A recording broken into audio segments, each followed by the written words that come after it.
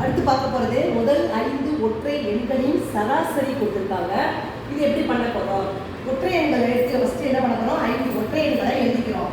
என்னென்ன ஒற்றை எண்கள் எழுதிக்க போகிறோம்? ஒற்றை எண்கள் 5 எடுத்து எழுதிக்கிறோம்.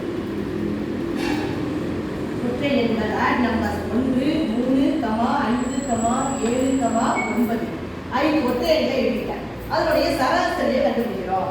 சராசரி அப்படின்னா என்ன செய்வோம்? எல்லாத்தையும் கூட்டி எத்தனை எண்ணிக்கை இருக்கோ அத்தனை எண்ணிக்கையால வகுக்கணும்.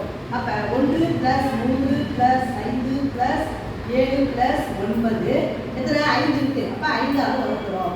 இப்போ கூட்டினால் 9, 18, 25 கிடைக்குது. அதை 5ஆல் வகுக்கிறோம். வகுத்தால் வரக்கூடிய விடை 5. அப்போ இந்த கடக்கூடிய விடை என்னது அப்படின்னா 5 கிடைக்குது. சராசரி 5 முதல் 5 ஒற்றை எண்ணின் சராசரி 5. சராசரி என்பது என்ன செய்யணும்? கொடுக்கப்பட்ட எண்ணிக்கைகளை அப்படியே கூட்டி அந்த எத்தனை எண்ணிக்கை இருக்கோ அதால் வகுக்க வேண்டும்.